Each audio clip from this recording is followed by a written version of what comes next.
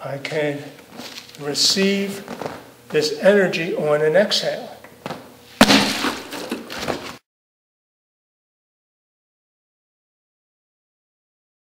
Or I can receive this energy on an inhale.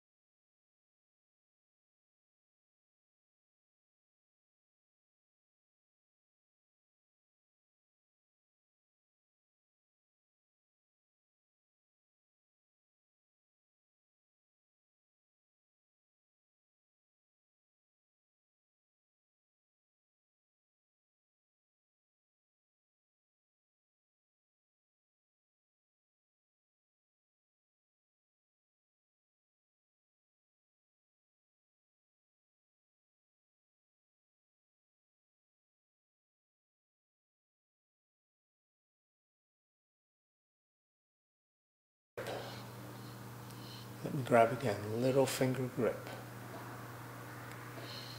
It connects. Little finger grip. Also notice that it's my lower arm muscles. Little finger grip, there's no tension. The opposite is the index and middle finger grip. Could grab this way. And now you can see I'm clenching something. This is why we call it the dead grip, as opposed to the alive grip. It is rigid and it's still, but you don't see the connection. And obviously I'm not using the lower arm muscles. There's no connection to my stomach, my hara, or my essence. And then I switch this way, little finger grip, you see it soften and become almost alive. But I want a sense of oneness with me. And that's the life that we have established, or the energy we have, is this sense of oneness. And we need to use the pathways, or the biodynamic physical pathways, which can make us get there.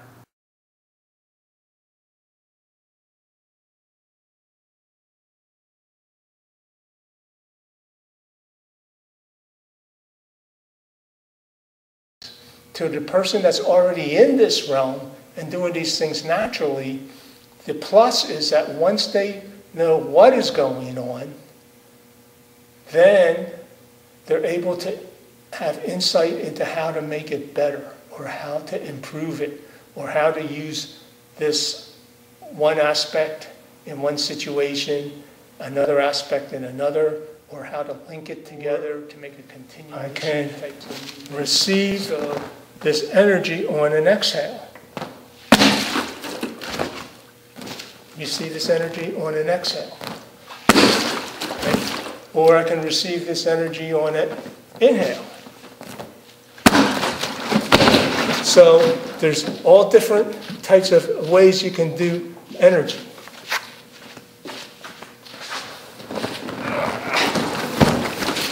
So you wonder, like, why did the bag fall over? Well, when I did the exhale, I grounded, but I also grounded the bag. And you could just feel and hear and see the groundedness. So I'm going to exhale as it comes forward to receive it, and it's, right, and we're grounded. Right? Again, exhale. Right? I can stop that. Right?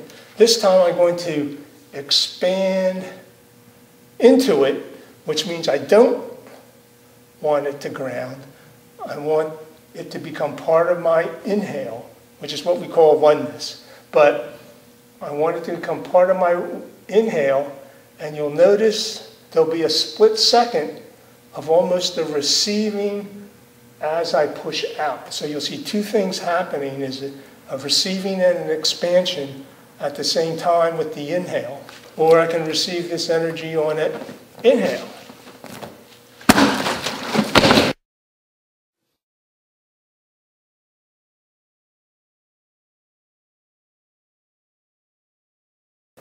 It's more dramatic, like if I'm on one foot.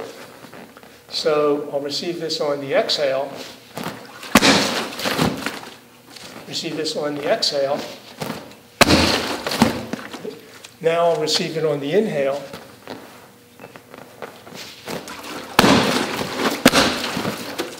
Again, receive it on the inhale.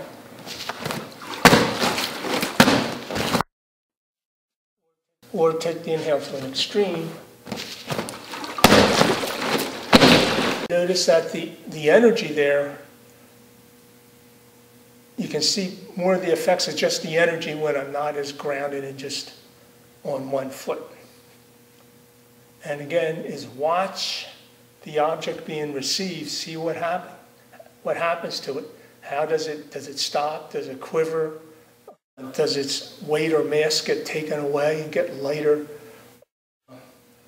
All these type of things are what we play with. The dynamics are for us to play with and use. But we have to know what they are before we can manipulate them for higher levels of performance.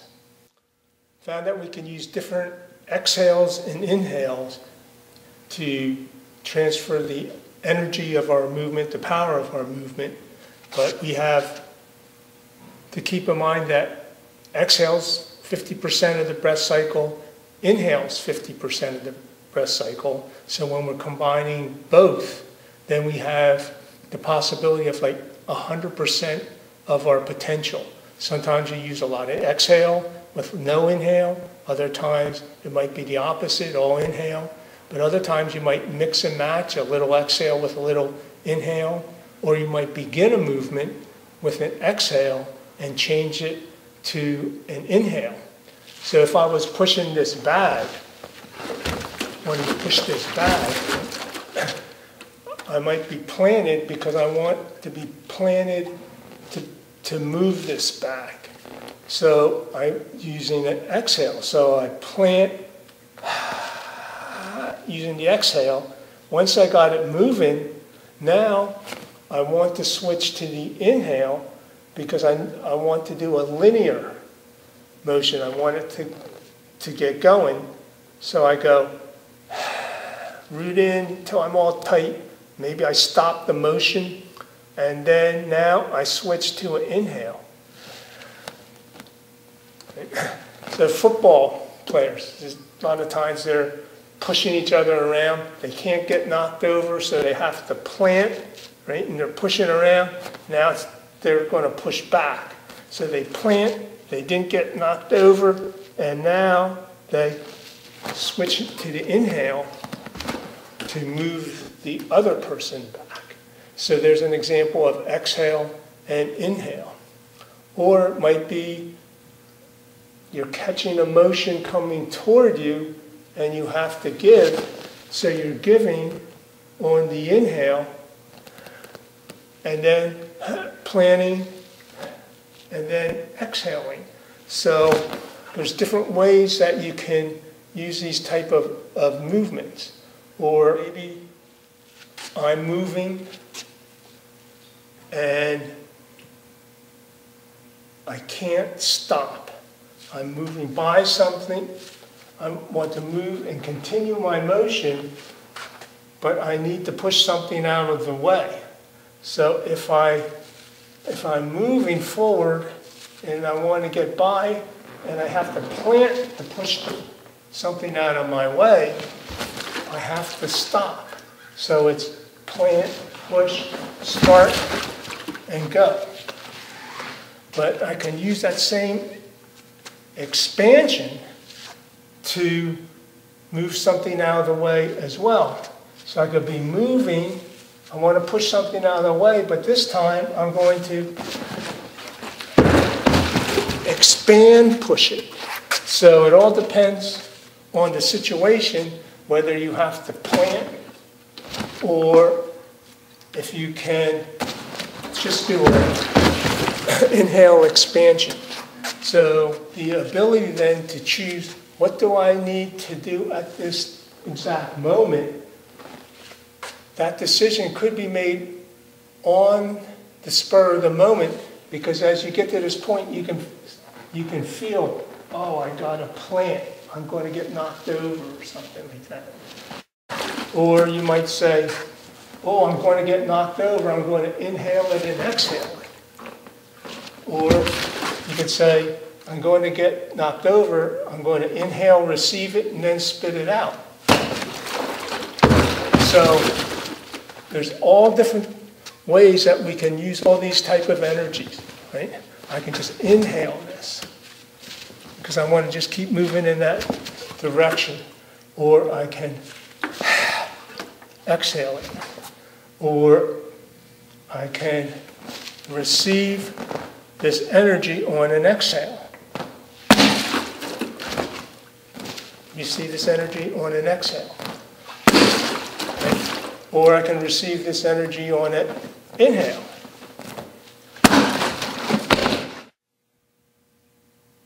Different types of energies can be transferred as well for different effects. So as we look into different athletics, it's the same thing. It's even if you're hitting a baseball or hitting a tennis ball or hitting a golf ball, it's not just sports where you've got to push somebody around.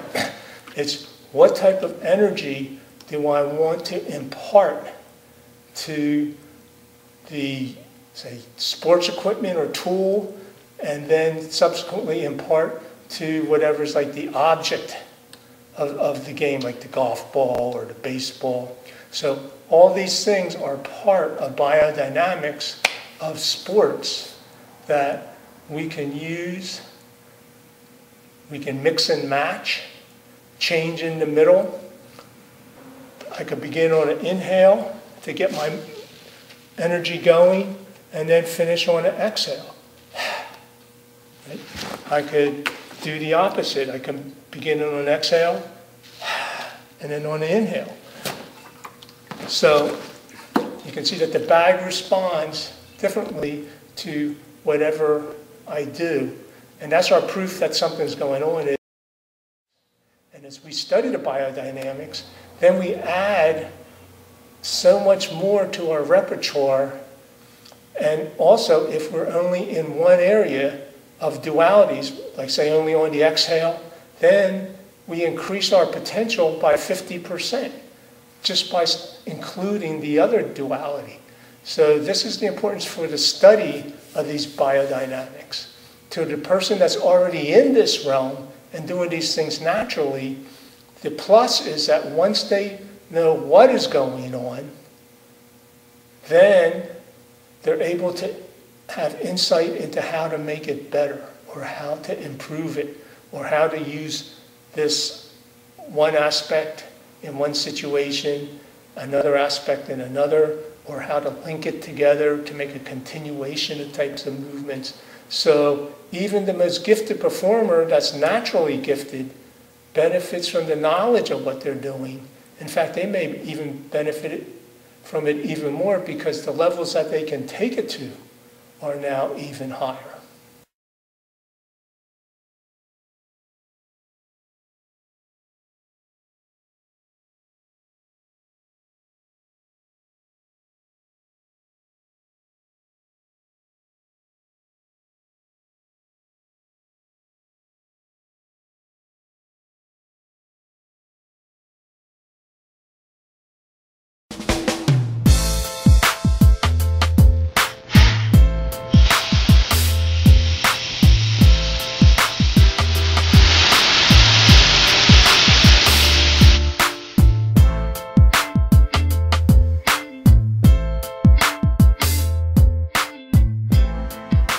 Let's try for a sense of oneness. So think about the void.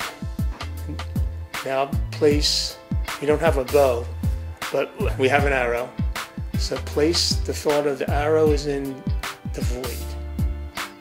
Okay, so we'll go through this step by step. So feel your void. And that's going to open.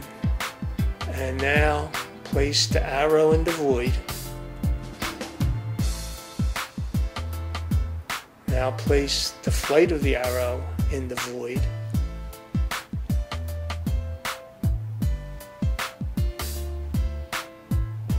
Now bring the target into the void.